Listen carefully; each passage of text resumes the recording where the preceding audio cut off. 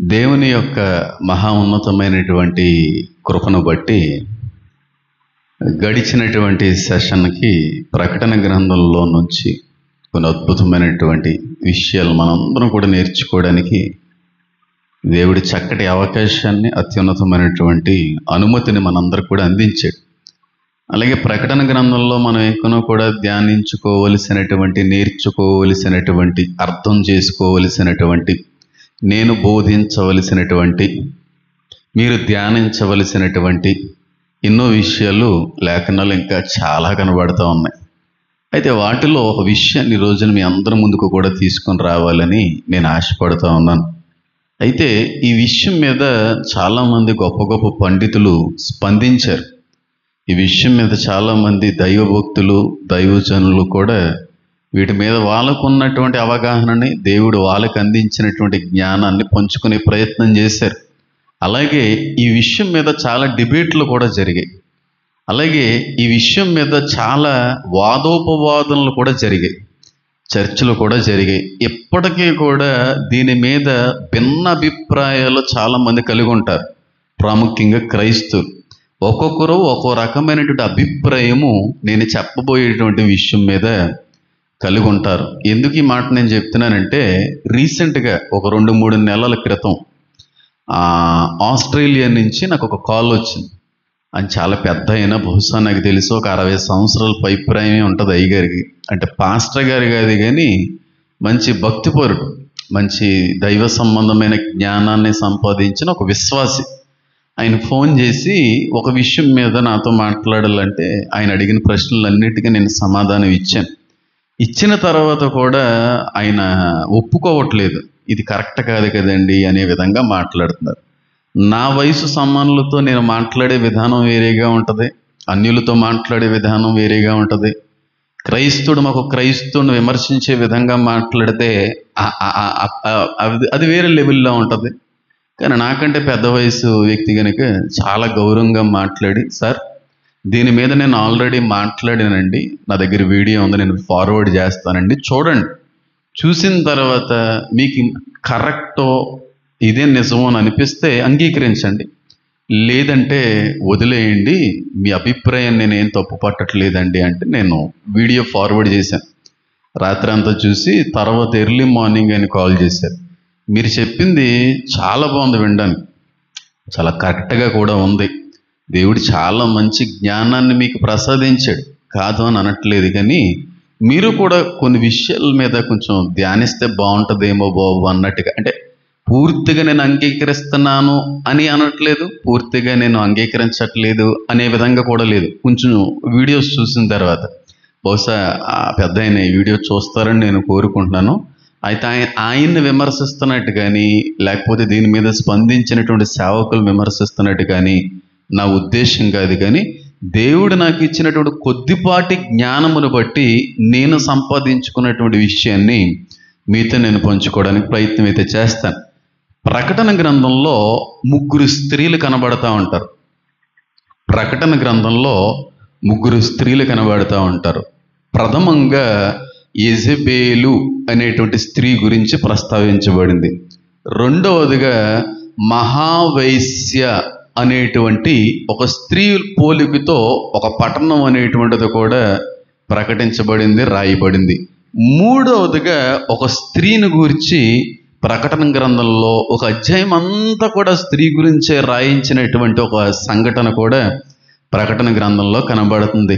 ఈ స్త్రీ ఎవరో అనేటువంటి ఆలోచన చేస్తే చాలామంది చాలా రకాలుగా మాట్లాడుకొచ్చారు. కానీ దీని మీద నేను 2023లోనే ఒక వీడియో చేసి పెట్టాను, కానీ సంపూర్ణమైనటువంటి రీతిలో దాన్ని వివరించలేదు ఆ సమయంలో. తర్వాత రోజుల్లో దీని మీద మాట్లాడతానండి అని వదిలేశాను. ఆ స్త్రీ ఎవరు? ఆ స్త్రీ కిరీటం మీద 12 నక్షత్రాలు కనబడతా ఉన్నాయి, శిరస్సు మీద సూర్యుడు కనబడతా ఉన్నాడు, ఆమె పాదముల దగ్గర చంద్రుడు కనబడతా ఉన్నాడు. ఆ స్త్రీ గర్భిణి, ప్రసవ వేదన పడుచున్నటువంటి ఒక గర్భిణి. ఆ గర్భిణీ స్త్రీ ఒక కొడుకుకి జన్మనిచ్చింది, ఒక కుమారుడికి జన్మనిచ్చింది. ఆ స్త్రీ ఎవరు? ఆ స్త్రీ మనకి ఏమి నేర్పించబోతా ఉంది? ఆ పుట్టినటువంటి కుమారుడు ఎవరు అనేటువంటి అనేక విషయాలు చాలామందికి ఉన్నటువంటి సందేహాలు, ప్రశ్నలన్నీ కూడా ఈ దినాన్న నివృత్తి చేయబడతాయని నేనైతే నమ్ముతా ఉన్నాను. ప్రకటన గ్రంథము 12వ అధ్యాయాన్ని కానీ మనం గమనించినట్టయితే ఆ 12వ అధ్యాయంలో ఆ స్త్రీని గురించినటువంటి ప్రస్తావన చాలా అద్భుతమైనటువంటి రీతిలో దేవుడు అక్కడ రాయడానికి ఇష్టపడ్డాడు. చూడండి, నేను చదువుతున్నాను, మీరు గమనించండి. ప్రకటన గ్రంథము 12వ అధ్యాయము. అప్పుడు పరలోకమందు ఒక గొప్ప సూచన కనబడెను. అదేదనగా, సూర్యుని ధరించుకున్న ఒక స్త్రీ, ఆమె పాదముల కింద చంద్రుడును, శిరస్సు మీద 12 నక్షత్రముల కిరీటమును ఉండెను. ఆమె గర్భిణియే ప్రసన వేదన పడుచు ఆ నొప్పులకు కేకలు వేయిచుండెను. అంతట పరలోకమందు ఇంకొక సూచన కనబడెను. ఇదిగో, ఎర్రన మహాఘట సర్పము, దానికి 7 తలలను 10 కొమ్ములను ఉండెను. దాని తలల మీద 7 కిరీటములుండెను. దాని తోక ఆకాశ నక్షత్రములలో 3వ భాగమును ఇడ్చి వాటిని భూమి మీద పడవేసెను. కననయున్న స్త్రీ కనగానే ఆమె శిశువును మృంగివేయవలనని ఆ ఘటసర్పము స్త్రీ ఎదుట నిలుచుండెను. సమస్త జనములను ఇనపదండముతో ఏలనయున్న ఒక మగ శిశువును ఆమె కనగా, ఆమె శిశువు దేవుని యొద్దకును ఆయన సింహాసనం వద్దకును కొనిపోబడెను. ఆ స్త్రీ అరణ్యముకు పారిపోయెను.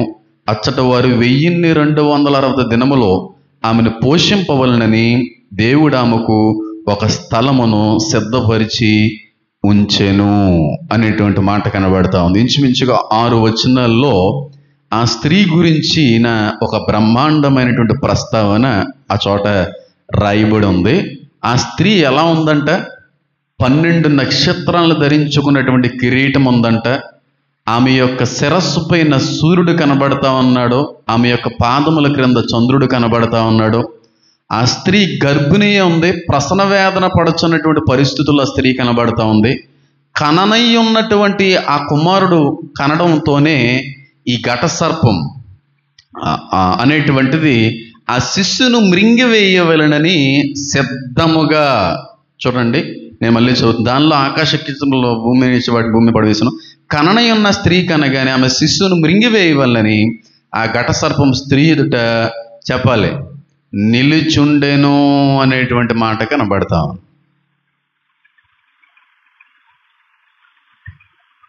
ఏం కనబడుతుంది అక్కడ? నిలుచుండెను అనేటువంటి మాట. ఎవరు ఈ స్త్రీ? ఎవరు ఆ కననయ్య ఉన్నటువంటి ఆ కుమారుడు, ఆ గర్భంలో ఉన్నటువంటి కుమారుడు ఎవరు అని ఆలోచన చేస్తే, ఆలోచన చేయక్కర్లేదు, మీరు చదవడంతోనే మీకు వెంటనే గుర్తొచ్చేటువంటి ఒక సంఘటన ఏంటి చెప్పండి? ఎవరు అనుకుంటున్నారు ఆ స్త్రీ?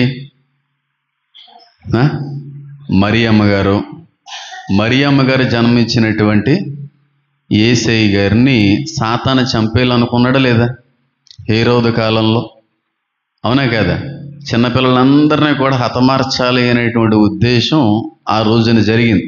చాలా మందిని చంపేయడం అనేటువంటి కూడా జరిగింది. కాబట్టి స్త్రీ ఎవరో కాదు కానీ మరియమ్మ గారు అని కొంతమంది వాదిస్తూ ఉంటారు.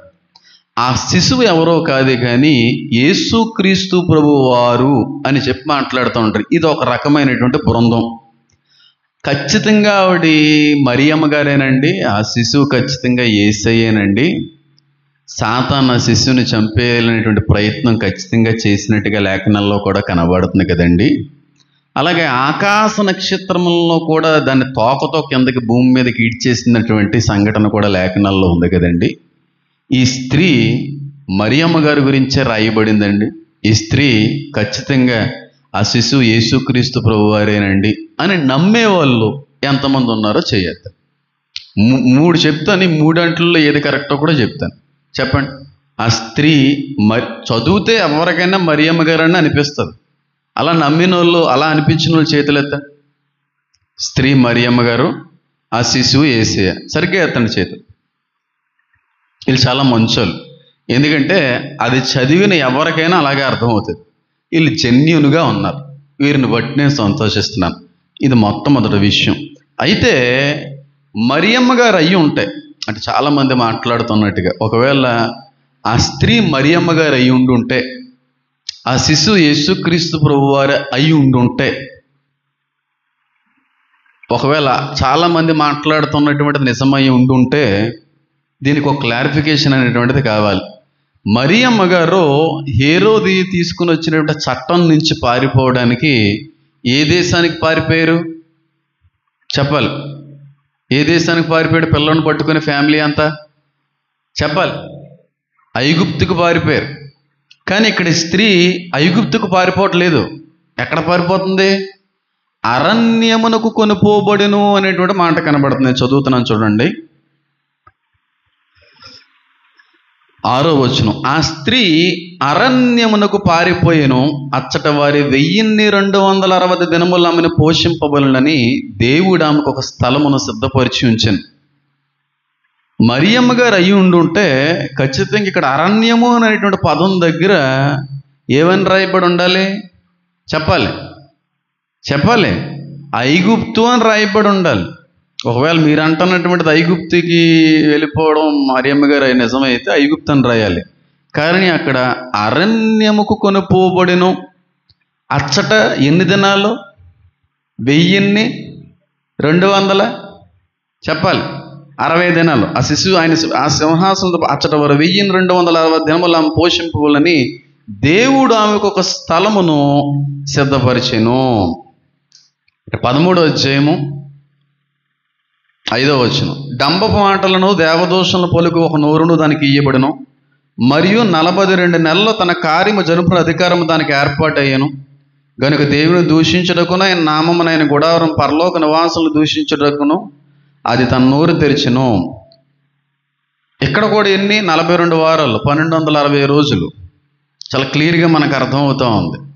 కాబట్టి ఇది ఎట్టి పరిస్థితుల్లో కూడా మరియమ్మ గారు కాదు, శ్రమకాలంలో సంభవించబోయేటువంటి విషయం గురించి భక్తుడు అక్కడ రాయడానికి ఇష్టపడుతున్నాడు. ఒకవేళ నిజంగా మరియమ్మ గారు అయి ఉండుంటే, ఆ శిశువు యేసుక్రీస్తు ప్రభువారు అయి ఉండుంటే అక్కడ ఐగుప్తు రాయాలి, కానీ అక్కడ అరణ్యము అనేటువంటి మాట రాయబడింది. కాబట్టి చాలామంది అనుకుంటున్నట్టుగా ఆ స్త్రీ మరియమ్మ కాదు, ఆ శిశువు యేసయ్య అస్సలు కానే కాదు.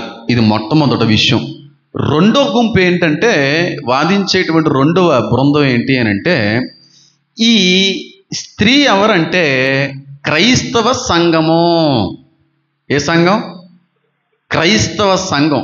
ఎవరంటారంటే మాట, శ్రమల కంటే కూడా ముందుగా సంఘం ఎత్తబడదు, సంఘం అనేది శ్రమల తర్వాతే ఎత్తబడతాది అని నమ్మి వాదించే వ్యక్తులు ఒక విశ్వాసం ఏంటంటే, ఆ స్త్రీ క్రైస్తవ సంఘం అండి. క్రైస్తవ సంఘాన్ని పట్టుకొని మనం ఇలా మాట్లాడకూడదు అని మాట్లాడుతూ ఉంటారు. ఎందుకు ఈ మాట మాట్లాడుతుంటారంటే, ప్రకటన గ్రంథం 2వ అధ్యాయం 7వ వచనంలో కానీ మీరు చూసినట్టయితే అక్కడ ఒక మాట ఆధారంగా చేసుకుని వాళ్ళు మాట్లాడేటువంటి 27వ వచనం, 7 కాదు 27, 2వ అధ్యాయము 27వ వచనం చూడండి.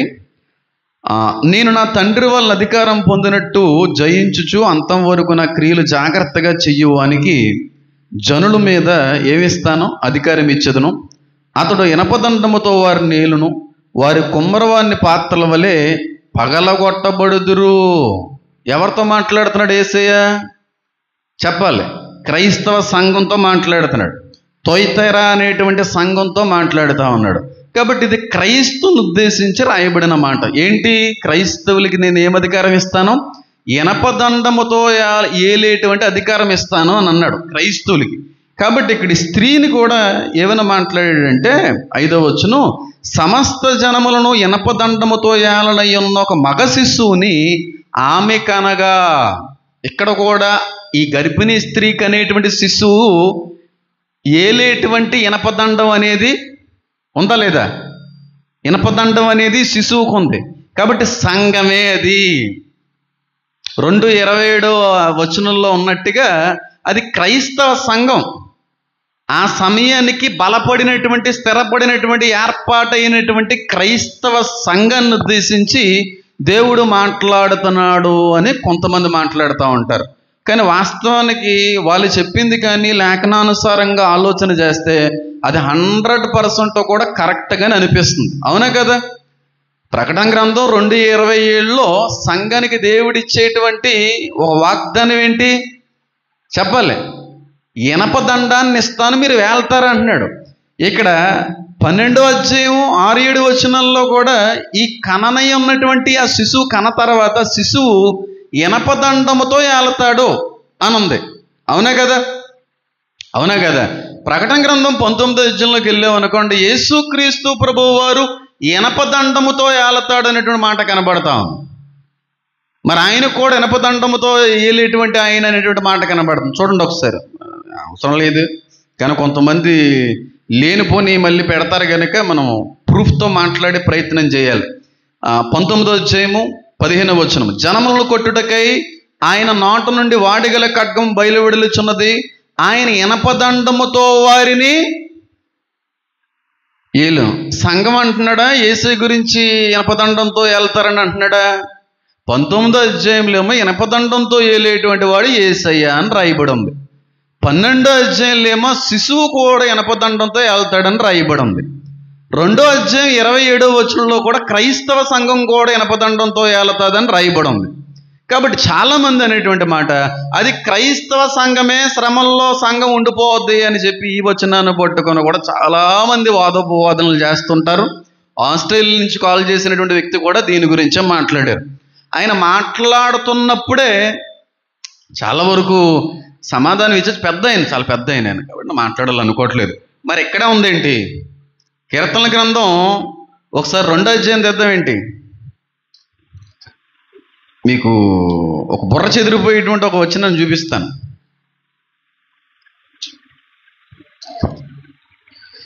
9:2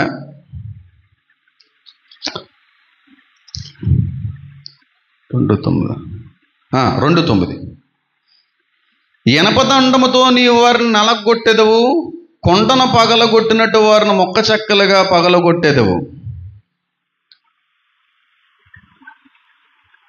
పాత నిబంధనలో క్రైస్తవులు లేరు కదా. ఇప్పుడు క్రైస్తవ సంఘం అనుకోండి, పాత నిబంధనలో ఎవరిని ఉద్దేశించి రాస్తున్నాడు అక్కడ? ఏలుదువు అని చెప్పి యేసుని ఉద్దేశించి రాస్తున్నాడు అక్కడ. పాత నిబంధనలో కూడా ఇనపదండంతో ఏలేటువంటి మాట అక్కడ కూడా రాయబడి ఉంది. అప్పుడు యూదులు ఉన్నారు, ఇశ్రాయేలీలు ఉన్నారు. కాబట్టి ఇది ఇశ్రాయేలీలు కూడా వర్తించేటువంటి మాటే. ఇప్పుడు ఇనపదండముతో ఏలేటువంటి వ్యక్తులు ఎవరు అంటే యేసయ్య, క్రైస్తవుల, ఇజ్రాయేలీల అంటే ముగ్గురు ఏళ్తారు. ఇనపదండముతో ఏలనై ఉన్నటువంటి శిశువు ఎవరనేటువంటి దానికంటే కూడా ఈ ఏలడం అనేది 1000 సంవత్సరాల పరిపాలనలో జరుగుతుంది. 1000 ఏండ్ల పరిపాలనలో క్రైస్తవ సంఘం ఉంటుందా ఉండదా? యూదులు ఉంటారా ఉండరా? అంటే ఈలో గ్రూపు ఆలో గ్రూపుగా ఏమి ఉండరు. యూదులు కూడా క్రైస్తవులుగా మారిపోతే వీళ్ళందరూ ఒకటే సంఘం. ఇప్పుడు యూదులు తండ్రిని నమ్ముతున్నారు, కుమారుని నమ్మట్లేదు. కుమారుని నమ్మినటువంటి వాళ్ళు మనం ఎలాగైతే పరిపాలిస్తామో యూదులు కూడా పరిపాలిస్తారు. ఈ మాట ఒకే ఒక్క సంఘానికి పరిమితిస్తుంది, వర్తించబడుతుంది. ఆ సంఘంలో యూదులు ఉన్నారు, క్రైస్తవులు ఉన్నారు. అంటే మనం వేరే గుంపు వాళ్ళు వేరే గుంపు అనుకోవడానికి లేదు. యూదులు యేసుక్రీస్తు ప్రభువు వారిని ఎప్పుడైతే విశ్వసించి తన సొంత రక్షకునిగా స్వీకరిస్తారో వాళ్ళు కూడా క్రీస్తులో ఒక సంఘమే ఉన్నారు. దేవుని దృష్టిలో లక్షలు కోట్లు సంఘాలు ఏమి లేవు. లూథరన్ మిషన్ ఒక సంఘం, బ్యాప్టిస్ట్ ఒక సంఘం, పెంతెకోస్తలు ఒక సంఘం, మోర్మన్స్ ఒక సంఘం, యెహోవా సాక్షులు ఒక సంఘం, ఇలాగే 100 రకాలైనటువంటి డినామినేషన్లు, సంఘాలు మనుషులు పెట్టుకున్నారు. కానీ క్రీస్తు దృష్టిలో ఒక్కటే ఒక సంఘం, క్రైస్తవ సార్వత్రిక సంఘము. సంఘం ఒకటే, డినామినేషన్ మనం పెట్టుకున్నాం. ఇప్పుడు లూథరన్లో, బ్యాప్టిస్టులు, పెంతెకోస్తలు అందరూ దేవుని దృష్టిలోకి, దేవుని సంఘంలోకి ఒకలై ఉంటారా? ముఖముఖలుగా ఉన్నారా? ముఖముఖలుగా ఉండరు. అందరూ ఒక సంఘంలోనే పాలు పంచుకుంటున్నాం, ఒక సంఘంలోనే పాలు భాగస్తులై ఉన్నాం. యూదులు కూడా ఒక సంఘం అవుతారు యేసుక్రీస్తు ప్రభువారిని నమ్మినప్పుడు. యూదులు ఎలాగైతే ఇనపదండముతో ఏలతారో అంతకంటే ముందుగా క్రీస్తుని అంగీకరించిన క్రైస్తవులు కూడా ఇనపదండముతో వెళ్తారు. మన నాయకుడు కూడా ఇనపదండముతో ఏలనై ఉన్నాడు. ఆయన కూడా యేసుక్రీస్తు ప్రభు వారే. కాబట్టి ఇది క్రైస్తవ సంఘానికి మాత్రమే పరిమితించేటువంటి మాట అనుకుంటే చాలా భయంకరమైనటువంటి పెను ప్రమాదంలో పడిపోయేటువంటి అవకాశం కూడా ఉంది. కాబట్టి ఇది ఈ ఇనపదండం అనే రెఫరెన్స్ పట్టుకొని మాట్లాడుతుంటారు కాదండి. అది సంఘం అంతా కూడా దేవుని దృష్టిలో ఒకటే. ఆ సంఘంలో యూదులు మార్చబడతారు, చేర్చబడతారు. అన్యుల నుంచి కొనుపోబడినటువంటి మనము కూడా ఒక సంఘంగానే ఉంటాం. ఇది రెండో వాదన. మూడవదిగా నేను నమ్మేటువంటిది 2023వ సంవత్సరంలో కూడా దీని మీద నేను ఒక వివరణ అనేటువంటిది ఇవ్వడానికి కూడా నేను ప్రయత్నం చేశాను. నేను బాగా నమ్ముతూ ఉంటాను. వీరు ఎవరు అంటే ఎవరో కాదు, కానీ ఆ స్త్రీ ఎవరో కాదు, ఆ శిశువు ఎవరో కాదు, కానీ యూదుల నుంచి పుట్టుకొచ్చినటువంటి క్రైస్తవ సంఘం ఆ శిశువు. ఆ స్త్రీ ఇజ్రాయేలు అని కొన్ని వందల సార్లు చెప్తాను ఈ మాట. ఆ స్త్రీ ఇజ్రాయేలుకి సాదృశ్యంగా ఉంది. ఆ శిశువు ఇజ్రాయేలు నుంచి పుట్టుకొచ్చినటువంటి మగబిడ్డ అయినటువంటి ప్రధాన కుమారుడైనటువంటి జ్యేష్ఠ కుమారుడైనటువంటి క్రైస్తవ సంఘం. యూదుల్లో నుంచి ఇజ్రాయేలు కన్నటువంటి తొలి గొప్ప క్రైస్తవ సంఘమే ఆ బిడ్డ. కాబట్టి ఆ స్త్రీ ఎవరంటే ఇజ్రాయేలుకి వర్తించబడతా ఉంది. ఆ శిశువు ఎవరు అంటే ఇజ్రాయేలులో నుంచి పుట్టుకొచ్చిన క్రైస్తవ సంఘం. అది శ్రమలకు ముందు జరగదు, శ్రమల్లోనే మారతారు వీళ్ళు. ఇజ్రాయేలీలు విడవబడతారు, క్రీస్తుని అంగీకరించరు ఇజ్రాయేలీలు ఎప్పటికే కూడా. క్రీస్తుని ఒక ప్రవక్తగా కూడా చెప్పడానికి వాళ్ళు ఇష్టపడరు. క్రీస్తుని ద్వేషిస్తూ ఉంటారు, విమర్శిస్తూ ఉంటారు. తండ్రి ఒక్కడే, ఏ ఒక్కని పాపమును బట్టి ఇంకొక మనిషి మరణించకూడదు అనేటువంటి మాటల్ని పట్టుకొని అది ఎలా కుదురుతుంది, మన పాపాలను బట్టి ఇంకొకటి చచ్చిపోవడం ఏంటని నమ్ముతూ ఉంటారు. కాబట్టి ఇప్పటికీ కూడా యూదులు యేసయ్యని దేవుడిగా అంగీకరించరు. ఎప్పుడు అంగీకరిస్తారు? శ్రమలలో విడవబడిన తర్వాత అంగీకరిస్తారు. అప్పుడు కూడా దేవుని వాళ్ళు కాచి కాపాడి పోషించి నిలబెడతారు. అప్పుడు కొత్తగా యూదుల్లో నుంచి పుట్టుకొచ్చిన సంఘమే ఆ శిశువు. మీరు ఎలా ప్రూవ్ చేయగలరండి పాస్టర్ గారు అంటే, ఇన్ని విధాలుగా ప్రూవ్ చేయగలను, ఇన్ని విధాలుగా. కానీ అంత అవసరం లేదు. అది ఎప్పుడైనా డిబేట్లకి, సెమినార్లకి, అలాంటి పరిస్థితులు ఎప్పుడన్నా వెళ్తే అన్ని విధాలుగా మనం గ్యాదర్ చేసి మాట్లాడచ్చు. అంత అవసరం లేదు. నేను విశ్వాసులకి సంఘానికి నేర్పించేటువంటి జ్ఞానం కనుక అన్ని విషయాలు మాట్లాడక్కర్లేదు. కానీ ఒక మూడు విషయాలు మాట్లాడతాను. ఖచ్చితంగా ఆ స్త్రీ ఇజ్రాయేలు అని, ఆ శిశువు ఇజ్రాయేల్లో నుంచి పుట్టుకొచ్చినటువంటి క్రైస్తవ సంఘం అని రుజువుపరచడానికి 3 ఆధారాలు చూపిస్తాను. ఆ 3 ఆధారాలు చూపించిన తర్వాత ఇక్కడ ఉన్నటువంటి సంఘస్థులతో పాటుగా చూసేటువంటి మన యూట్యూబ్ సంఘస్థులు కూడా ఏది నిజమో వాళ్ళే తెలుసుకోవడానికి ప్రయత్నం చేస్తారు. కాబట్టి మొట్టమొదటి ఆధారం ఆదికాండం.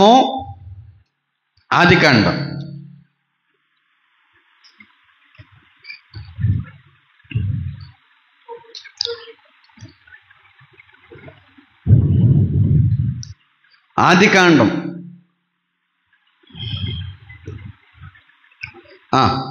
37వ అధ్యాయం. ఇది మొట్టమొదటి ఆధారం. ఇలాంటి చాలా చెప్పచ్చు, కానీ ఒక 3 చూపిస్తాను, లేఖనానుసారంగా చూపిస్తాను. ఆదికాండం 37వ అధ్యాయము 8వ వచనం నేను చదువుతున్నాను, చూడండి. అందుకు అతని సహోదరులు, నీవు నిశ్చయముగా మమ్మల్ని నేలుదవా, మా మీద నీవు అధికారి ఒగుదువా అని అతనితో చెప్పి, అతని కలలను బట్టి అతని మాటలను బట్టి అతని మీద మరింత పగబట్టిరి. అతడు ఇంకొక కలకని, ఎవరితనో చెప్పాలి, యోసేపు గారు. అతడు ఇంకొక కలకని తన సహోదరులకు తెలియజేసి, ఇదిగో నేను మరి ఒక కలగంటిని, అందులో సూర్యచంద్రులను. ఏంటండి, ఇందాక ఆ స్త్రీ తల మీద ఏముంది? సూర్యుడు ఉంది. పాదాల కింద ఏముంది? చంద్రుడు ఉంది. ఎన్ని నక్షత్రాలు ఉన్నాయి? ఇక్కడ ఏం రాయబడి ఉందో చూడండి. అందులో సూర్యచంద్రులను 11 నక్షత్రములను నాకేం చేసాయి? సాష్టాంగపడెను అనేటువంటి మాట కనబడతా ఉంది. ఎన్ని నక్షత్రాలు చెప్పాలి? 11 నక్షత్రాలు. మరి 12వాడు ఈయన కదా. ఈ 12 నక్షత్రాలు ఇక్కడ స్త్రీ దగ్గర కూడా కనబడుతున్నాయా లేదా?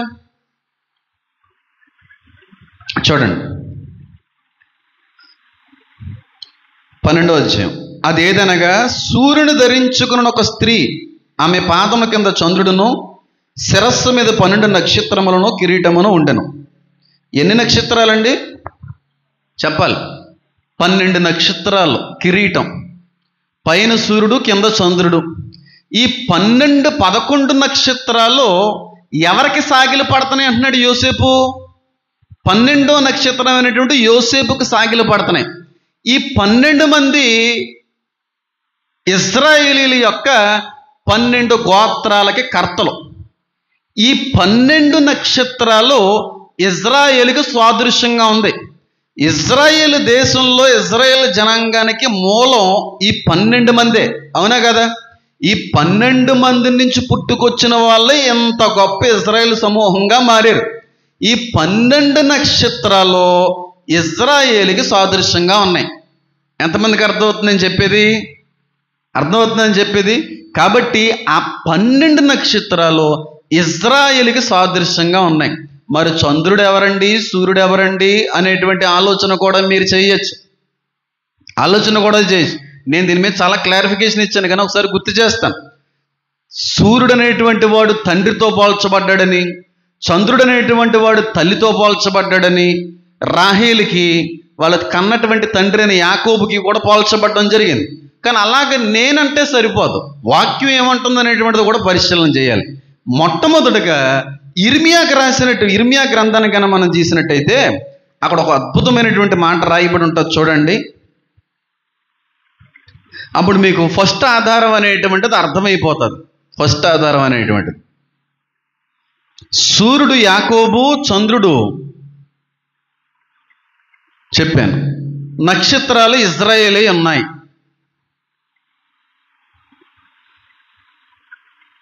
ఇర్మియా గ్రంథం 31వ అధ్యాయము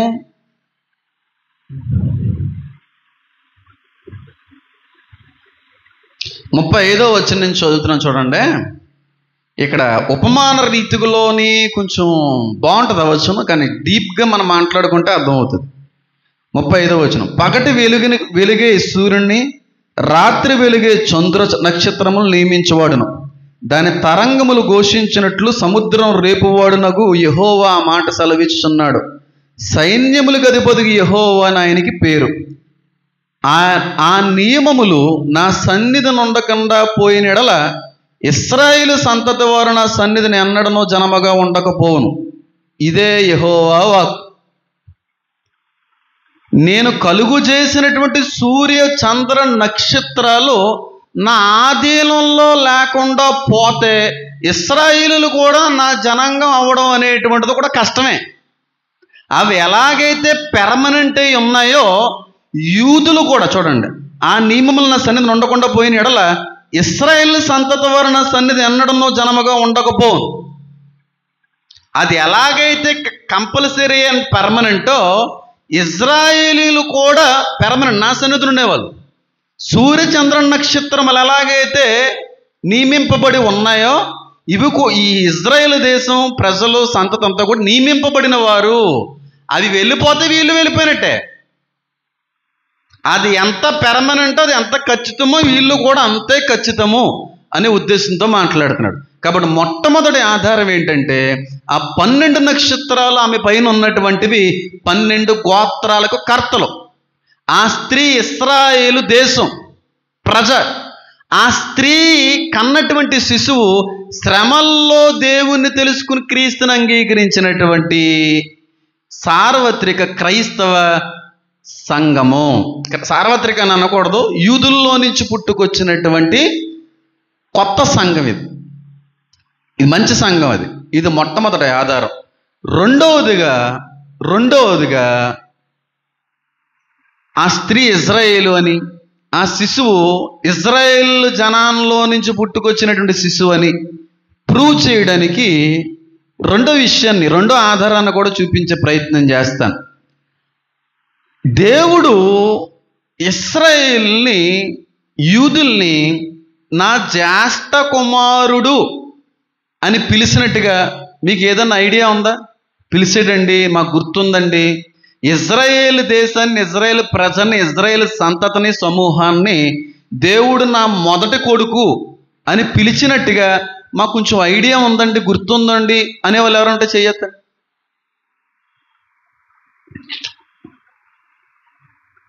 మీకు విషయం చెప్తున్నాను చూడండి, బైబిల్ అందుకే చదవాలి. క్రైస్తవులు చేసే పెద్ద తప్పేడు తెలుసా? పాస్టర్ గారు చెప్పేంత వరకు ఆ వచనం అనేది బైబిల్లో ఉందనే విషయం కూడా చాలా మందికి తెలియదు.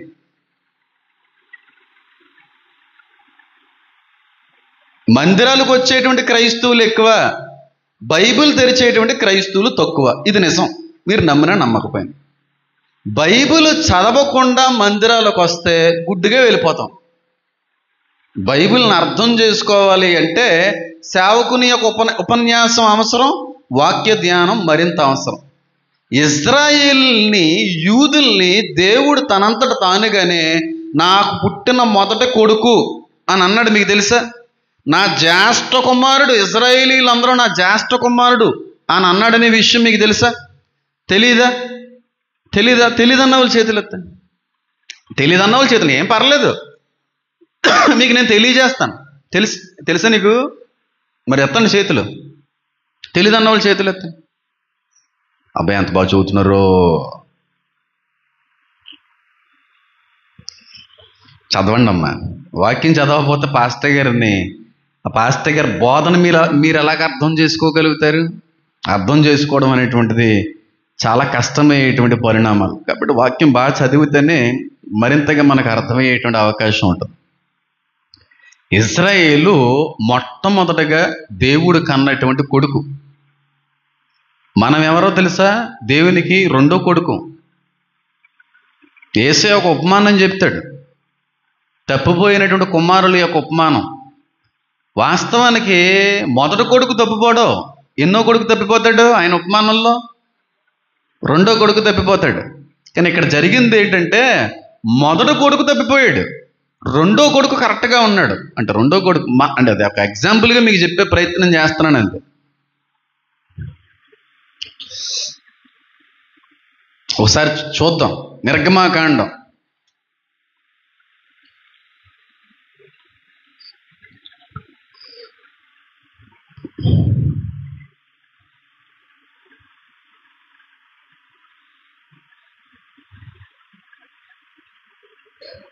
నిర్గమాకాండం తీసారా? 4వ అధ్యాయం 22వ వచనం నేను చదువుతున్నాను. అప్పుడు నువ్వు ఫరోతో, ఇశ్రాయేలు నా కుమారుడు, నా జ్యేష్ఠ పుత్రుడు. ఇజ్రాయేల్ను ఉద్దేశించి దేవుడు ఏం మాట్లాడుతున్నాడు? ఇజ్రాయేలు నా కుమారుడు, నా కొడుకు, నా కొడుకే. ఇజ్రాయేల్ దేశం, ఇజ్రాయేల్ ప్రజ, ఇజ్రాయేల్ సంతతి, 12 గోత్రాల నుంచి పుట్టుకొచ్చినటువంటి సకల జనాంగము కూడా దేవునికి ఏమై ఉన్నాడు? కొడుకు మాత్రమే కాదు, జ్యేష్ఠ కుమారుడు, మొట్టమొదటి కుమారుడు. బైబిల్ చెప్తుంది, నేను చెప్పేది కాదు. ఆ శిశువు ఇప్పుడు ఎవరై ఉంటారు? ఆ శిశువు ఇప్పుడు ఎవరై ఉంటారు?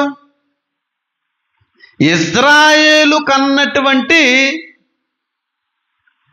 సంఘం అది. నేను ఎన్నిసార్లు చెప్తాను ఈ మాట. ఇజ్రాయేల్ని దేవుడు క్లియర్గా చెప్పిన మాట ఏంటంటే నా కొడుకు అవుతాడు నాకు ఇజ్రాయేల్.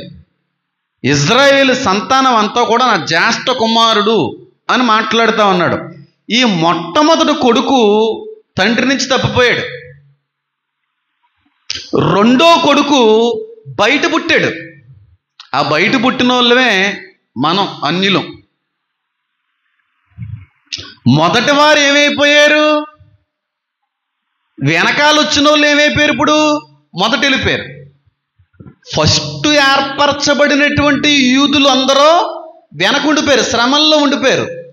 నెక్స్ట్ సువార్త మూలంగా క్రీస్తుని అంగీకరించిన వారందరమైన మనమందరం వాళ్ళకంటే ఫస్ట్ పరలోకానికి వెళ్ళాం. ఇప్పుడు ఎంతమందికి అర్థమవుతుంది? మొదటివారు కడపటివారు అగుదురు, కడపటివారు మొదటివారు అగుదురు. అది వాళ్ళు ఉద్దేశించి మాట్లాడాడు. వాస్తవానికి సంఘం ఎత్తబడేటువంటి సమయానికి యూదులు ఎత్తబడాల, ఇజ్రాయేలీలు ఎత్తబడాలి. ఎందుకంటే దేవుడు స్వకీయ పిలవబడిన ఏర్పరచబడినటువంటి జనాంగం అది. కానీ వాళ్ళు విడవబడ్డారు. రెండో కొడుకు ఉన్నాడు చూడండి, అన్ని జనాంగంలో నుంచి దేవుడు కొనుక్కున్నటువంటి రెండో కొడుకు. ఈ కొడుకు మొదటివాడు వెళ్ళాడు పరలోకానికి. ఎంతమందికి అర్థమవుతుందని చెప్పేది? రెండో కొడుకు ఏమో ఫస్ట్ పరలోకానికి వెళ్ళాడు, ఫస్ట్ కొడుకు ఏమో సెకండ్ వెళ్ళాడు పరలోకానికి. అర్థమవుతుందా నేను చెప్పింది లేదా? అర్థమవుతుందా లేదా? అబ్రహామును పిలుచుకున్న దేవుడండి ఆయన. యాకోబు నుంచి 12 గోత్రాలను పుట్టించినటువంటి దేవుడండి ఆయన. ఆ జనాంగాన్ని ప్రత్యేకించుకున్నటువంటి దేవుడండి ఆయన. కానీ ఇంతగా ఆ దేవుడిని మర్చిపోయారు. యేసయ్య వచ్చాడని, ఆయన లోకరక్షకుడని మర్చిపోయి ఆ దేవుడు దూరం అయిపోయాడు ఫస్ట్ కొడుకు. అప్పుడు యేసయ్య ఏం చేశాడు? మీరు సర్వలోకానికి వెళ్ళండి, రెండో కొడుకు పుడతాడు లోకంలో. ఆ రెండో కొడుకు పుట్టేంత వరకు సర్వలోకములకి వెళ్ళి సర్వ సృష్టికి మీరేం చేయండి? ఈ మొదటి కొడుకుకి ఏదైతే తెలియజేశానో అదే విషయాన్ని మళ్ళీ తెలియజేయండి అంటే, అన్యుల్లో నుంచి పుట్టుకొచ్చాడు రెండో కొడుకు. మనమది, మనం రెండో కుమారుడు మనం. అర్థమైందా? రెండో కుమారుడేమో ఫస్ట్ ప్లేస్లోకి వెళ్ళాడు, ఫస్ట్ ప్లేస్లో ఉండవలసిన కుమారుడేమో సెకండ్ ప్లేస్లోకి వచ్చేసాడు. ఫస్ట్ గుండా పిలువబడినటువంటి వ్యక్తి పరలోకాన్ని ఫస్ట్ వెళ్ళలేదు, రెండో కొడుకు వెళ్ళాడు. ఫస్టోడు సెకండ్లో వెళ్తున్నాడు, సెకండ్ ప్లేస్కి వచ్చేసాడు. ఎంతమందికి అర్థమైంది నేను చెప్పింది? ఇజ్రాయేలు జ్యేష్ఠ కుమారుడైతే మనం ఎన్నో కుమారుడు అన్నమాట? ద్వితీయ కుమారుడు. మనం అన్యుల్లో నుంచి కొనుక్కున్నాడు మనల్ని, వాళ్ళని కన్నాడు, మనల్ని కూడా కన్నాడు అనుకోండి. మళ్ళీ ఇలా మాట్లాడతారేమో. తన స్వరక్తం ఇచ్చి కొన్నాడు. సాతాను దొంగిలించినటువంటి దాన్ని మళ్ళీ ఈయన పెట్టుబడి ఎట్టు కొనుక్కున్నాడు సంఘాన్ని. యూదులేమో జ్యేష్ఠ కుమారులు, అన్యుల్లో ఉన్నటువంటి మనం ద్వితీయ కుమారుడు. కానీ చాలామంది ఇప్పటికీ వాదిస్తూ ఉంటారు ఏమనంటే, ఆ స్త్రీ ఖచ్చితంగా క్రైస్తవ సంఘమే. ఒకవేళ అదే నిజమై ఉండుంటే శ్రమల కంటే కూడా ముందుగా సంఘం ఎత్తబడతాది అనేటువంటిది నమ్మని వ్యక్తులందరినీ నేను ఒక చిన్న ప్రశ్న అడుగుతున్నాను. మిమ్మల్ని ఉద్దేశించి బ్యాట్ చేయాలని కాదు, కానీ అయితే మొదటివారు కడపటివారు మొదటివారు అనేటువంటి మాట నిరర్థకమైపోయిందన్నమాట. అది నిరర్థకం అయిపోవాలి వీళ్ళు చెప్పినట్టయితే. మొదటగా ఉన్న వాళ్ళు కడపటివాడు అవ్వాలి, కడపటగా వచ్చినటువంటి మనం మొదటి వాళ్ళు అవ్వాలి. అది కొట్టివేయబడాలన్నమాట. అది జరగదన్నమాట. ఎందుకంటే వీళ్ళు ఏమంటున్నారు? శ్రమల్లో సంఘం ఉంటుంది, శ్రమల్లోనే క్రైస్తవ సంఘం అనేటువంటిది ఉద్భవిస్తుంది, కట్టబడుతుందని వాళ్ళు అంటున్నారు. అంటే ఆ లేఖనం కొట్టివేసినట్టే ఇంకా పూర్తిగా. కానీ కాదు. జ్యేష్ఠ కుమారుడు ఇశ్రాయేలీలు, ద్వితీయ కుమారుడు అన్యుల్లో నుంచి కొనుక్కున్నటువంటి రెండో కుమారులు మనం. వాళ్ళు ఉండవలసిన, వాళ్ళు వెళ్ళవలసిన ప్లేస్లోకి ఫస్ట్ మనం వెళ్ళిపోయాం. అందుకే నేను అంటున్నాను, ఫస్ట్ కుమారుడు విడవబడుతున్నాడు, రెండో కుమారుడు ఎత్తబడుతున్నాడు. ఫస్ట్ సంఘం శ్రమల్లో ఉండకుండా ర్యాప్చర్లో ఎత్తబడుతుంది. అర్థమవుతుందా నేను చెప్పేది? సంఘం శ్రమలలో ఉండదు. ఎంతమంది ఎన్ని విధాలుగా నా గురించి మాట్లాడినా నేను ఇదే మాట చెప్తాను, అది జరగని పని. ఫస్ట్ కుమారుడు మారతాడు, తప్పిపోయిన కుమారుడు మారతాడు, తెలుసుకుంటాడు. అప్పుడు ఏం చేస్తాడు తండ్రి? హత్తుకొని కాపాడుకుంటాడు, పోషించుకుంటాడు. అది అక్కడ కాన్సెప్ట్. మనం ఒక వచనాన్నే పట్టుకుని నేను పట్టుకున్న కుందేలుకి 3 కాళ్ళు అంటే అది ఎలా కుదురుతుంది? ఇంకా కుందేళ్ళన్నీ 3 కాళ్ళే ఉంటాయా? నువ్వు పట్టుకున్న దానికి 3 ఉన్నాయేమో, మిగతా కుందేలు కూడా చూడాలి ఒకసారి. ఒకే వచనాన్ని పట్టుకుని ఇదే కుదరదలాగా. నిర్గమాకాండం 4:22 క్లియర్గా సెలవిస్తా ఉంది. ఇశ్రాయేల్ని దేవుడు ఏమని పిలుస్తున్నాడు? మొట్టమొదటి కుమారుడు, నేను కన్నటువంటి జ్యేష్ఠ కుమారుడు అని పిలుస్తున్నాడు. కాబట్టి ఈ జ్యేష్ఠ కుమారుడు శ్రమ కాలంలో విడవబడతాడు. రెండో కొడుకున్నాడు చూడండి, మనం అన్యుల్లో నుంచి కొనుక్కోబడినటువంటి మనం వెళ్ళిపోతాం వాళ్ళకంటే ముందుగా. అందుకే అంటున్నాను, ఈ క్రైస్తవ సంఘం శ్రమలలో ఉండదు. చిన్న క్లారిఫికేషన్ ఇస్తాను. రోమిలికి రాసిన పత్రిక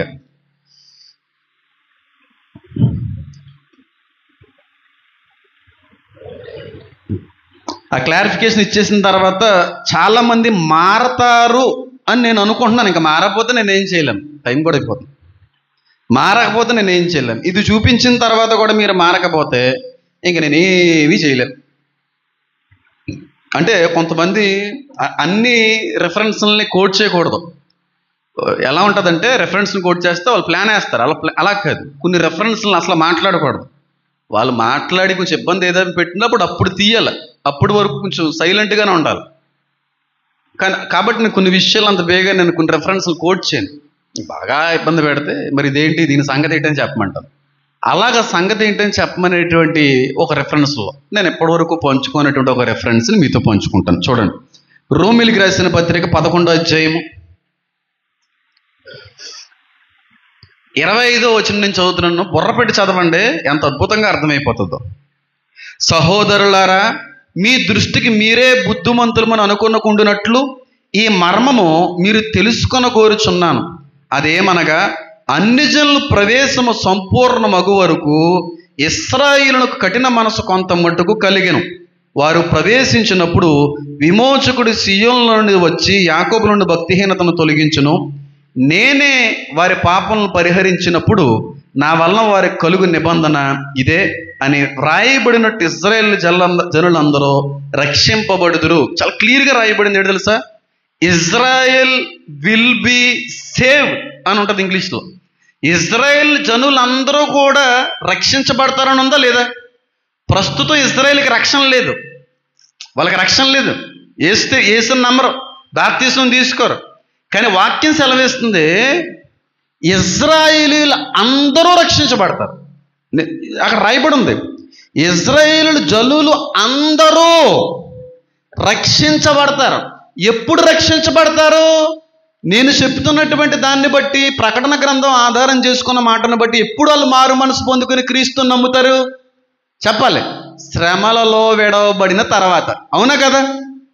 కానీ వీళ్ళు క్రీస్తును తెలుసుకోక మునుపే ఎవరు పరలోకానికి ప్రవేశిస్తారని ఉందో చూడండి. ఇదిగో, అదేమనగా అన్యజనులు ప్రవేశము సంపూర్ణమగు వరకు ఇజ్రాయేలునకు కఠిన మనస్సు ఇచ్చేసాడు దేవుడు. అంటే అన్యుల్లో నుంచి క్రీస్తుని ఎరిగినటువంటి మనం పరలోకానికి చేరేంత వరకు ఇజ్రాయేలీలు ఎలా ఉంటారంట? క్రీస్తుని నమ్మరంట. అంటే సంఘం ఎత్తబడిన తర్వాతే ఇజ్రాయేలీలకి ఏమొస్తుంది? మారు మనసు వస్తుంది. ఎంతమందికి అర్థమైందని చెప్పింది? అది కరెక్ట్ కాదు, అది కరెక్ట్ కాదు. వాక్యం అది కదా తెలియజేస్తుంది, బైబిల్ అది కదా మాట్లాడుతుంది. ఒక కెమెరా ఉందని, చేతిలో మైక్ ఉందని,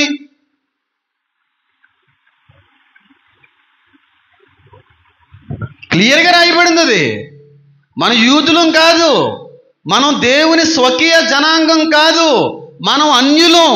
రాధా మనోహర్ దాస్ గారు అన్నట్టుగా మన పూర్వీకులు హైందువులు, మన పూర్వీకులు అన్యులు. ఆ అన్యుల్లో నుంచి మార్చబడిన సంఘస్థులు మనం. అన్యులు యూదులు తప్ప మిగిలిన దేశానికి సంబంధించిన అందరూ దేవుని దృష్టిలో అన్యులే.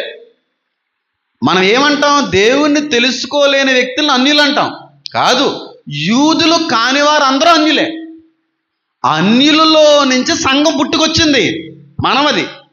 ఈ సంఘం అనేటువంటిది చూడండి అక్కడ ఎంత అద్భుతంగా రాయబడి ఉందో. ఇది ఒక మర్మం అంటున్నాడు. ఇదో సింపుల్ విషయం ఏం కాదు, చాలా పెద్ద సీక్రెట్ అంటున్నాడు అతను.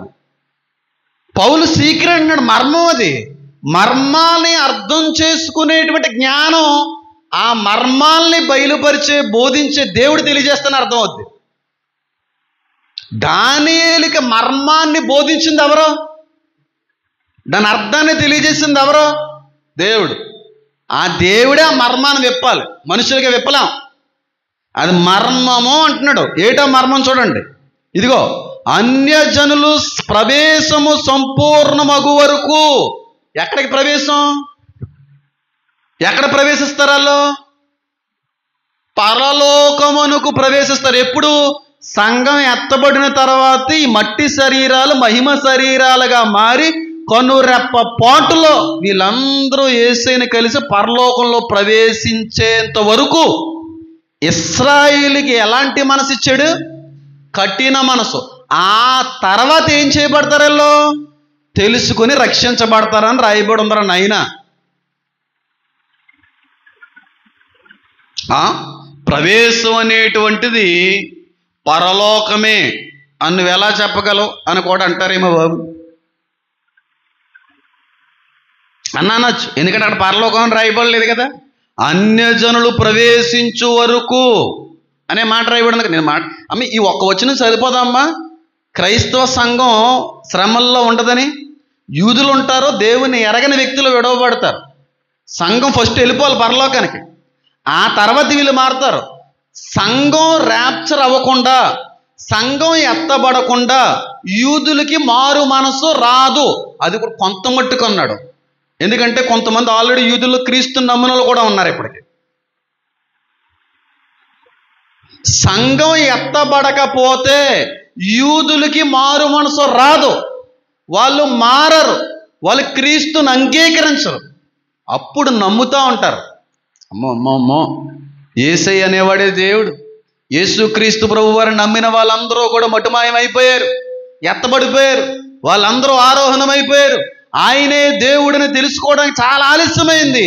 ఎప్పటికైనా ఆయనే దేవుడిని చెప్పి ఎప్పుడైతే మోకాళ్ళూని వేడుకోవడం మొదలు పెడతారో అరణ్యానికి ఈ జనాంగాన్ని తీసుకెళ్ళిపోయి దేవుడు ఏం చేస్తాడనుంది?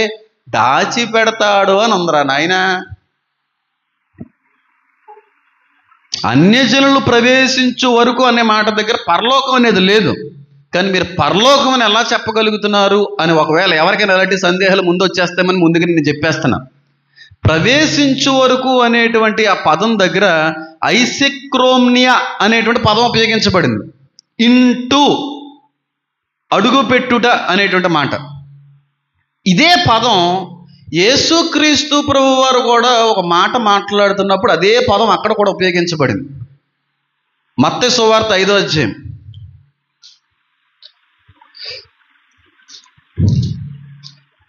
మత్తయి సువార్త 5వ అధ్యాయం.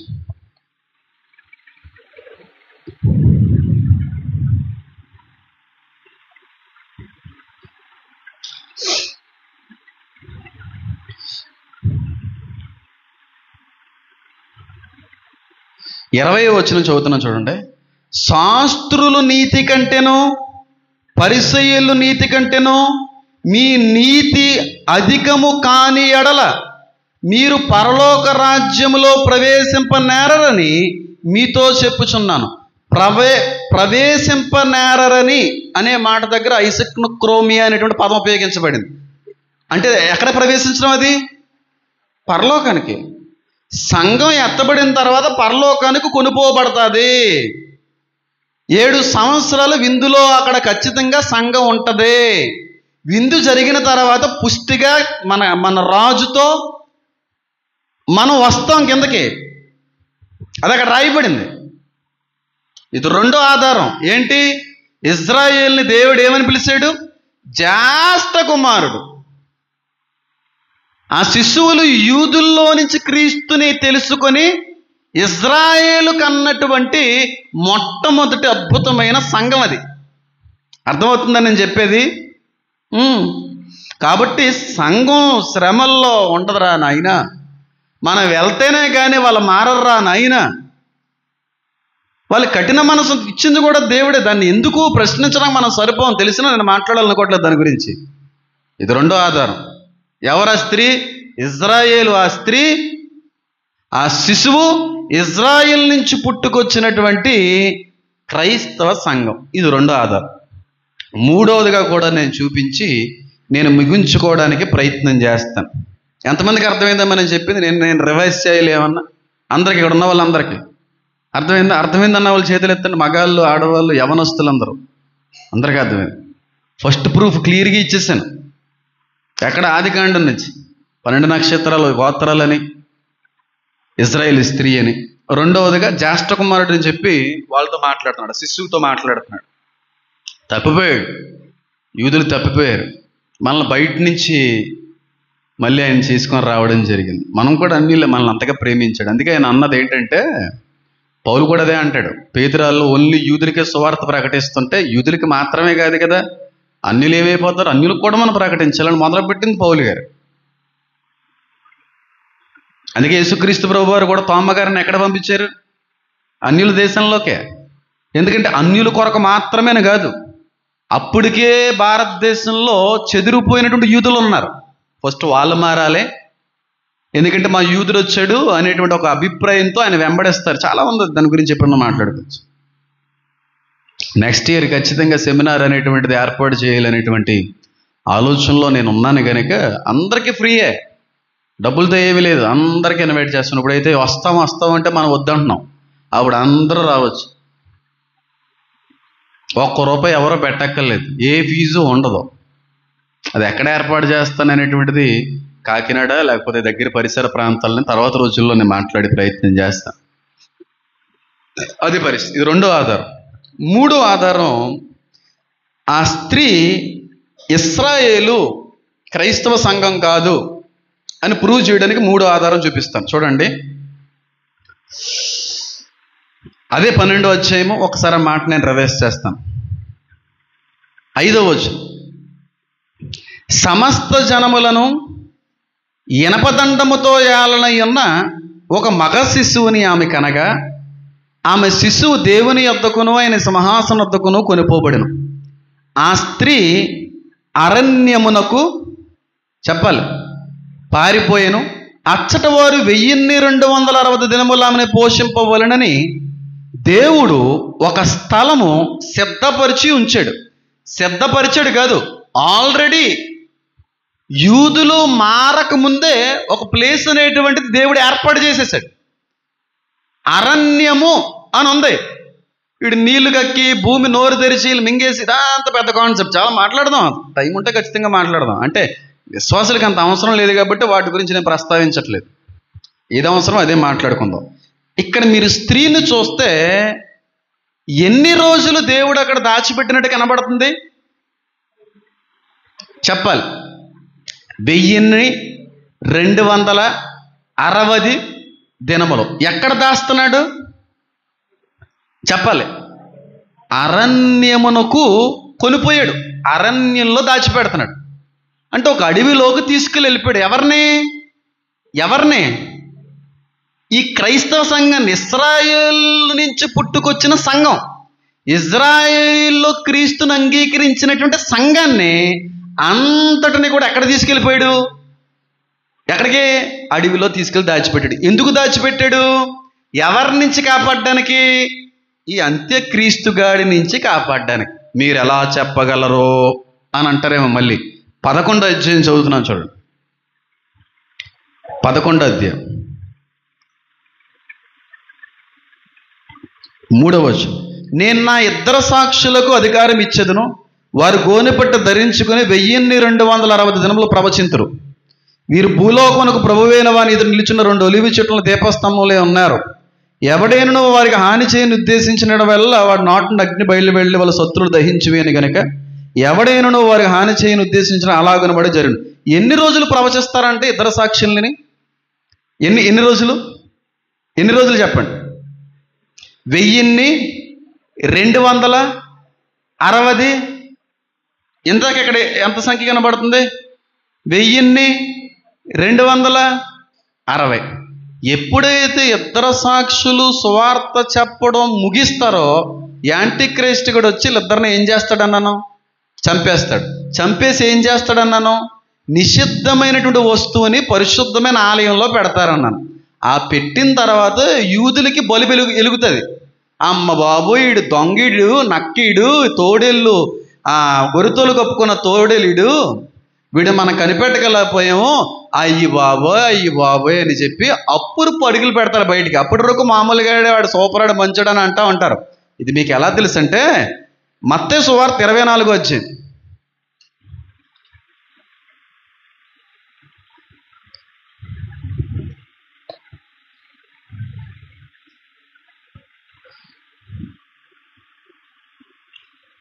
తీసారా? ప్రూవ్ చేస్తాను. 24 అధ్యాయం 15-16 వచనాలు. కాబట్టి ప్రవక్త అయిన దానియేలు ద్వారా చెప్పబడిన నాశనకరమైన హేయస్తు పరిశుద్ధ స్థలమందు నిలుచుట మీరు చూడగానే చదువువాడు గ్రహించుగాక, యోదయలో ఉండువారు ఎక్కడ పారిపోతారో కొండలకు పారిపోవలను. మిద్దె మీద ఉన్నవాడు తన ఇంటిలో ఉండి ఏదైనా తీసుకుని పోవుటకు దిగకూడదు. పొలములో ఉండేవాడు తన బట్టలు తీసుకుని పోవుటకు ఇంటికి రాకూడదు. అయ్యో, ఆ దినములలో గర్భిణీలునకు పాలిచ్చు వారికి శ్రమ, అప్పుడు మహాశ్రమ కలుగును. మీరు పారిపోవడం చలికాలమైందేనో విశ్రాంతి దినమందేనో సంభవింపకుండా వలనని ప్రార్థించుడి. ఎక్కడ పారిపోతారంటే ఇల్లు? కొండలు ఎక్కడుంటాయి? ఊర్లో ఉంటాయా? ఎప్పుడైతే నాశనకరమైన హేయ వస్తువుని యాంటీక్రైస్ట్ గాడు పెడతాడో యూదులందరినీ పరిగెట్టించడం మొదలు పెడతాడు. అదే మాట్లాడుతున్నాడు యేసయ్య ఇక్కడ. యోదయలో ఉండేవారందరూ అన్నాడా? సకల జనములందరూ పారిపోతారని ఉందా? ఎవరు పారిపోతారు? యూదులు పారిపోతారు నాయన. యూదులు మాత్రమే పారిపోతారు. పారిపోయి కొండలకు పారిపోతారు. అదే అక్కడ 12వ ప్రకటన గ్రంథంలో కనబడుతుంది. అడవిలో ఇన్ని దినాలు దేవుడు వాళ్ళని ఏం చేయబోతున్నాడు? పోషించబోతున్నాడు. చలికాలం అందు రాకూడదని కోరుకోండి అంటున్నాడు. ఎందుకు? గర్భిణీ స్త్రీలకు, పాలిచ్చేవారికి శ్రమ. దాని గురించి కూడా మాట్లాడుకోవచ్చు చెప్తాను. ఇప్పుడు అంత అవసరం లేదు. అందుకు ఎక్కడా పారిపోతారో అని అంటున్నాడు. 12వ అధ్యాయంలో కూడా సాతాను గడి వీళ్ళని ఎక్కడ పరిగెట్టిస్తుంటే వీళ్ళు ఎక్కడికి వెళ్ళి దాక్కున్నారు? అడవిలోకి. కాబట్టి అది ఇది ఒకటి కాదా? యోదయలో ఉండువారు అని అంటున్నాడా? సర్వజనాంగం గురించి మాట్లాడుతున్నాడా? ఇజ్రాయేలీలరా నాయనా వాళ్ళు. ఇజ్రాయేల్ నుంచి పుట్టుకొచ్చినటువంటి ఆ క్రైస్తవ సంఘాన్ని దేవుడు దాచుతాడు, పోషిస్తాడు.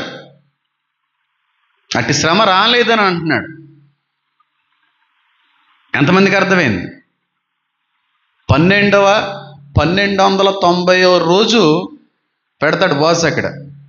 అప్పటి నుంచి చాలా రోజులు 1335వ రోజుకి ఆయన దిగడం మొదలు పెడతాడు. దాని గురించి కూడా మాట్లాడు. లేదంటే 1000 ఏండ్ల పరిపాలన మొదలవుతుంది. ఎందుకంటే శవాల్ని ఎత్తడం ఇదంతా చాలా ఉంది. అదంతా మనం ఎప్పుడైనా మాట్లాడచ్చు. కాబట్టి 3వ ఆధారంలో కూడా పారిపోయేటువంటి వాళ్ళు ఎవరన్నదే దాన్ని బట్టి మత్తయి సువార్తలో మనం చదివితే యూదులు. ఆ స్త్రీ ఇశ్రాయేలు, స్త్రీ నుంచి పుట్టుకొచ్చినటువంటి సంఘం. అది ఎంతమందికి అర్థమైంది ఇప్పుడు నేను చెప్పేది? అది క్రైస్తవ సంఘం కాదు. మరియం అసలా కాదు. మరి పాస్టర్ గారండి, ఇక్కడ ఒక మాట రాయబడి ఉంది కదండి ప్రకటన గ్రంథంలో, వాడు తోక ఆకాశంలో ఉన్నటువంటి నక్షత్రాలన్నిటినీ కూడా ఈడ్చేసుకొని వచ్చేసాడని ఉంది కదండి. అదేంటి పాస్టర్ గారండి మీరు అనొచ్చేమో. చూడండి, నేను చదువుతున్నాను. దాని తోక ఆకాశ నక్షత్రంలో 3వ భాగం ఈడ్చి వాటి భూమి మీద పడవేసును. ఎవరి నక్షత్రాలు? నిజ నక్షత్రాలు అనుకున్నారు కనుక పడద్రోయబడిన దేవదూతలు, పడద్రోయబడినటువంటి దేవదూతలు. వాళ్ళను కూడా తీసుకొచ్చేసాడు. తీసుకొచ్చేసిన తర్వాత ఎదురు చూస్తున్నాడు. ఎవరి కోసం? ఈ దేవునికి ఒక స్వకీయ జనాంగం పుడుతుంది కదా, ఆ జనాంగాన్ని ఆది నుంచి కూడా చంపేయాలనుకున్నాడు. ఐగుప్తు కాలం నుంచి కూడా జనాంగాన్ని నాశనం చేయాలనే ప్రయత్నాలు, ప్లాన్లు చాలా చేశాడు. చివరి వరకు చేసుకుని వస్తాడు. కానీ యూదులను వాడే కాదు కదా, ఎవడో ముట్టలేడు. ఎందుకో తెలుసా? యూదుల కొరకు ఖచ్చితంగా నిలబడిపోతాడు దేవుడు. వాళ్ళు ప్రత్యేకించబడిన వాళ్ళు, ఆత్మలు, శ్రేష్టమైన ఆత్మలు. వాటి గురించి మాట్లాడతాం ఖచ్చితంగా ఇద్దరు రోజున. యూదుల్ని ఎవడో టచ్ చేయలేడు. ప్రపంచమంతా కలిసి వచ్చిన యూదుల తల వెంట్రుకలో వెంట్రుక కూడా రాలదు. ఒక రోజు ఉంది యూదుల చేతిని దేవుడు వదిలిపెడతాడు. ఎందుకంటే కుమారుని చేతిని ఎలాగైతే సిలువ మీద వదిలిపెట్టాడో అలాగే యూదుల చేతులను వదిలిపెడతాడు. వదిలిపెట్టినప్పుడే వాళ్ళకి మారు మనసుకు వస్తుంది. దేవుడు మనల్ని పట్టుకున్నంతకాలం మారు మనసు రాదు, మారం. దేవుడు మనల్ని వదిలేస్తేనే మన లైన్లోకి వస్తాం. ఎవరి జీవితంలోనే జరుగుతుంది. వదులుతాడు, బాగా ఇబ్బంది పెడతాడు. ఆయన వదిలేస్తామని బతకగలమా? ఆయన కృపలేనిదే మనం ఒక రోజన్నా నిలవగలమా? ఆయన మన పక్షాన్ని నిలవలేకపోతే మనం ఏదైనా సాధించగలమా? బాగా ఇబ్బంది పెట్టేసి అప్పుడు మళ్ళీ పట్టుకుంటాడు. అదే జరుగుతుంది. ఆయన వదలకు ముందే మనం ఏం చేయాలి? ఆయన పట్టుకొని వదలకూడదు. నాకు వేరుగోరుండి మీరు ఏమీయో చెప్పాలి, సాధించలేరు. ఆయనతో ఉన్నంతకాలమే ఏ బతికైనా ఈ బతికైనా ఇంకో బతికైనని ఆయన కాదని చెప్పి ఏది చేసినా, ఆయనకు వ్యతిరేకంగా ఏది జరిగించినా, ఆయన వదిలిపెట్టి నువ్వు ఏది చేసే ప్రయత్నం చేసినా ఎప్పటికైనా నువ్వు ఒంటరి దానివే, ఒంటిగడివే అయిపోతావు. ఏమీ సాధించలేవు. సాధించినట్టు నీకు అనిపించవచ్చు, కానీ సాధించలేవు. వేరుగా నువ్వేంటి ఏది సాధించలేవు. ఇశ్రాయేలీయులు వేరుగా అయిపోయి దేవుణ్ణి కాదని ఏదో సాధిద్దాం అనుకున్నారు. కానీ ఏదో ఒక రోజున మళ్ళీ దేవుని యొక్క అవసరత వచ్చేసింది. మోకాళ్ళు వేసేసారు, కన్నీళ్ళు విడిచిపెట్టేశారు, గొగ్గోలు పెట్టేశారు, ఆర్తనాదాలు చేశారు. యేసయ్యా మా కొరకు వచ్చేవని, మా మధ్యన సంచరించావని, మేమేమి నిన్ను కొట్టి చంపేశామని, ఎగతాళి చేసామని, పిడుగుతులు గుద్దించామని, మా కేకలే ఆ రోజున గెలిచినాయన నిన్ను అప్పచెప్పిన సిలువకు మేమే, మమ్మల్ని క్షమించండి నాయన అన్నప్పుడు నా జ్యేష్ఠ కుమారుడు అని చెప్పి హత్తుకుంటాడు. తీసుకుని వెళ్తాడు ఆ సంఘాన్ని, కలుపుకుంటాడు. అందరిని కలిపి ఇనపదండముతో 1000 ఏండ్ల పరిపాలన జరిగిస్తాడు. ఆ తర్వాత కూడా పరిపాలిస్తాం. ఆ తర్వాత కూడా పరిపాలించే విషయాల గురించి లేవు కాబట్టి మనం మాట్లాడకూడదని చాలాసార్లు చెప్పాను, మాట్లాడాలనుకోవట్లేదు. అదే అర్థమైందా? కాబట్టి ప్రకటన గ్రంథం 12వ అధ్యాయంలో కనబడేటువంటి స్త్రీ ఎవరో? ఇశ్రాయేలీల నుంచి పుట్టుకొచ్చేటువంటి క్రైస్తవ సంఘం. ఆ శిశువు మింగేయాలి. ఎందుకు సాతానుగాడు వాళ్ళ మీద అంత గ్రిడ్జ్ పెట్టేశాడు, అంత పకెంత పెట్టేసుకున్నాడు? ఆ ఇశ్రాయేల్ నుంచి పుట్టుకొచ్చి క్రైస్తవ సంఘం పట్ల దేవుడికి ఎన్నో అద్భుతమైన ఏదన్నా ఆలోచన ఉందా? ఏదన్నా వీళ్ళ ద్వారాగా చేయబోతున్నాడు తర్వాత యుగంలో ఏమన్నా? అది మనకు అనవసరం. తెలిసినా చెప్పడం అది నాకు అనవసరమైన పని. ఆ యుగంలోకి వెళ్ళిన తర్వాత చూద్దాం ఏం జరుగుతుంది అనేది. 1000 ఏళ్ళు పూర్తి అవనివ్వండి. అప్పుడు మనం ఏంటి, మనకు ఇచ్చే బాధ్యతలు ఏంటి, మనకిచ్చే దేవుడి పనులు ఏంటి, అన్నీ నెమ్మదిగా తెలుస్తాయి. అర్థమవుతుందని నేను చెప్పింది.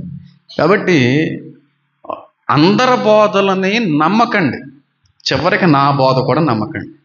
నా బోధను కూడా పరిశీలించండి, పరీక్షించండి. అది యూట్యూబ్లో ఉన్నటువంటి ఫాలోవర్స్తో కూడా నేను ఈ మాట మాట్లాడుతున్నాను. హేమనన్న లేఖనానుసారంగానే మాట్లాడతాడు. హేమనన్నకి ఇచ్చినటువంటి జ్ఞానం పైనుంచి వచ్చిందే. ఈ మాటల కంటే నేను చెప్పింది కరెక్టా కాదని బైబిల్ మనం ముందు పెట్టుకుని బైబిల్ వాక్యపు వెలుగులు మనం పరిశీలించి ఒక కొలుక్కి రావాలి తప్ప ఏ సావుకుడు మాటను పట్టుకొని ముందుకు వెళ్ళిపోవడం వల్ల చాలా ప్రమాదాలు ఉన్నాయి. 2 రోజుల క్రితం మళ్ళీ ఒక చిన్నది ఎవరో పంపిస్తే చూశాను. యేసయ్య కూడా కష్టపడకపోతే పరలోకం వెళ్ళడం కుదరకపోతునంట. యేసయ్య కూడా కష్టపడకపోయి ఉండుంటే ఆయన కూడా పరలోకం వెళ్ళడంట. ఏడు దేవుడు పరలోకం వెళ్ళకపోవడం ఏటరు? ఎవరినో పరలోకముని ఎక్కిపోలేదు ఆయన తప్పని వాక్యంలో సెలవిస్తుంటే, క్రైస్తవుల్లోనే సాతాను యొక్క ఆయుధాలు ఎక్కువ ఉన్నాయని అర్థమవుతుంది. చివరి దినాల్లో అదే జరుగుతుందని వాక్యం కూడా సెలవిస్తుంది. చాలామంది తప్పిపోతారనేటువంటి విషయం కూడా సెలవిస్తాం. తాతయ్య గారు మాట అనేవారంటే, ఎవరన్నా మీటింగులు పెడితే వెళ్ళిపోకండి అమ్మా, అందరి బోధలో కరెక్టో కాదమ్మా, పరీక్షించుకోండి అమ్మా అనేవారండి. వచ్చేటువంటి ఆ దినంలో ఒక అద్భుతమైనటువంటి విషయంతో మీ అందరి మధ్యకి మళ్ళీ రాబోతున్నాను.